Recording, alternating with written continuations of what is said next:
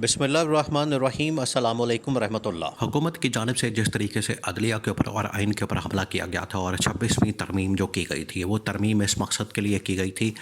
कि अपनी मर्ज़ी का हम लोग चीफ़ जस्टिस ले आएंगे, अपनी मर्ज़ी का हम चीफ़ जस्टिस ला के मंसूर अली शाह का और मुनीब अख्तर का रास्ता रोक देंगे और शर्म के बारे अपना ये ख़ुद इस्तीफ़ा पेश कर देंगे, ख़ुद इस्तीफ़ा दे के चले जाएंगे। जिस तरीके से मुज़ाहिर अली नक़वी को इन लोगों ने निकाला था, हुकूमत वालों ने एक पूरे मंसूबे के तहत जिस तरीके से इन्होंने जस्टिस एजाज़ उल एहसन को निकाला था, एक मंसूबे के तहत बिल्कुल उसी तरीके से इनका मंसूबा ये था कि हम ये दोनों जजेस को भी निकाल देंगे। जिस तरह से वो दो जजेस निकाले गए थे, हुकूमत ने, नून लीग ने, पीपल्स पार्टी ने मिलकर, क्योंकि उनको ये डर था, ये खौफ था, ये ख़दशा उनको लगा हुआ था कि ये दोनों जजेस हमारे ख़िलाफ़ काम करते हैं और एक ग्रुप बाकायदा ऑपरेट करते हैं सुप्रीम कोर्ट पाकिस्तान के अंदर। इनको यही खौफ और डर इन दो जजेस से भी है जो इस वक्त सुप्रीम कोर्ट पाकिस्तान में बड़े सीनियर जजेस हैं, मुनीब अख्तर और मंसूर अली शाह। अब इन दो जजेस से भी बड़ा ख़तरा मौजूद है। या अफरीदी ने आते साथ ही उनको ओहदे के ऊपर भी बहाल कर दिया, उनको जजेस कमेटी के अंदर भी बहाल कर दिया, उनके तमाम ओहदे भी बहाल कर दिए, उनको उनके शिकवे शिकायत भी सारी की सारी ख़त्म कर दी। तो जब हुकूमत ने ये देखा कि ये तो सारा याह्या अफरीदी ने वहाँ पर बैठकर वही जो पुराना ग्रुप है वो बहाल कर दिया है और हुकूमत के ख़िलाफ़ ये सारा कुछ खोल दिया है, तो हुकूमत को फिर अपनी जान के लाले पड़ गए। क्योंकि ये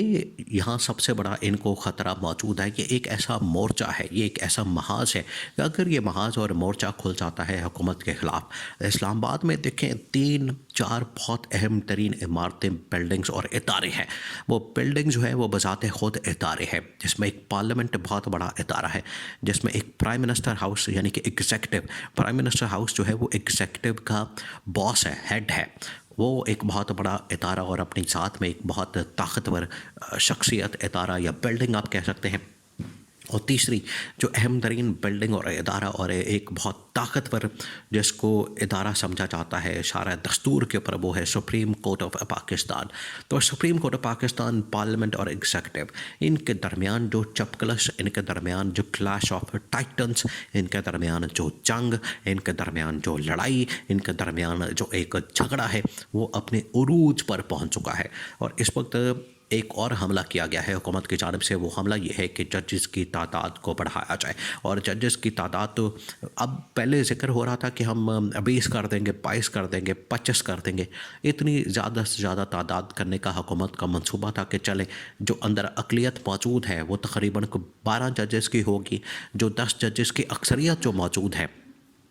जो हुकूमत समझती है कि हमारे ख़िलाफ़ है, हमारे मुखालफत में खड़े हैं। असल में तो वो जो मुखालफत में नहीं खड़े, असल में तो वो खड़े हैं आइन के कानून के मुताबिक,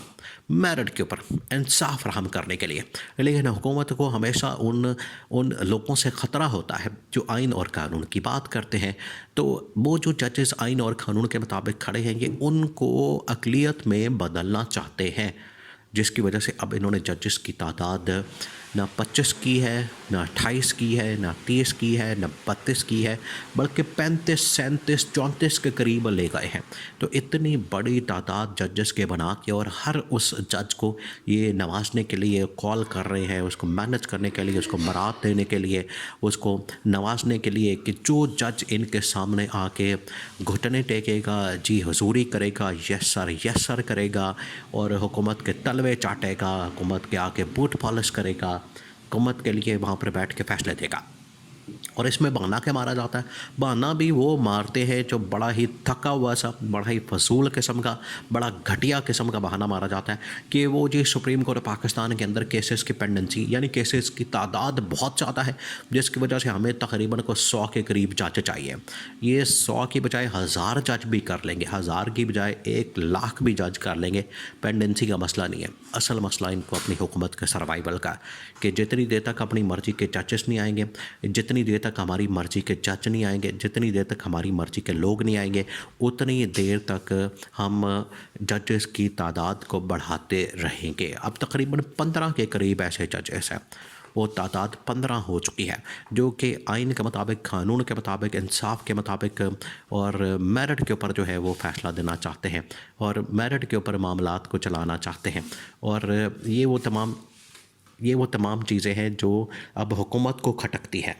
तो अब दोबारा से वहाँ पर जजेस की तादाद को बढ़ाने के लिए इन्होंने सारा मंसूबा बनाया है, और ये प्लान सारा इस वजह से किया गया है ताकि वहाँ जो कादी फ़ाइज़ ईसा का ग्रुप है उसको तगड़ा किया जाए, और ये जो मंसूर अली शाह या अफरीदी का जो ग्रुप है इसको अक़लियत के अंदर बदल दिया जाए। तो ये एक नया वार और एक नया हमला जो है वो कानून साजी के ज़रिए से किया जा रहा है, जिसके अंदर वाहिद मकसद हुकूमत का ये है कि अपने लिए एक रास्ता, ये जो इदारा है इसको भी अपने कंट्रोल में कर लिया जाए। जिस तरीके से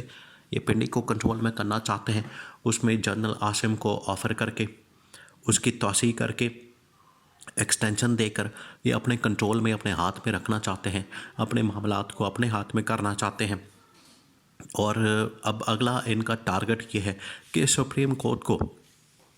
जो कि या अफरीदी के आने के बाद लगता है कि इनके हाथ से निकल रही है, और दोबारा से वो वाला जो ग्रुप है जो कि आइन के मुताबिक काम करने वाला है, कानून के मुताबिक काम करने वाला है और इंसाफ के मुताबिक काम करने वाला है, उस ग्रुप को अपने हाथ में कर लें।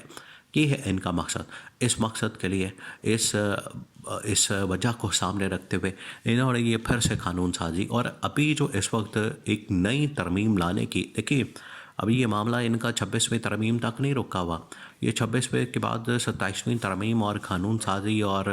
बिल और पता नहीं क्या क्या, ये ऑर्डिनेंस और ये सब कुछ कर रहे हैं। ना सिर्फ ये जजेस कमेटी की तश्कील को बदलना चाहते हैं, या जजेस की तादाद को बदलना चाहते हैं, ये जजेस के मुताबिक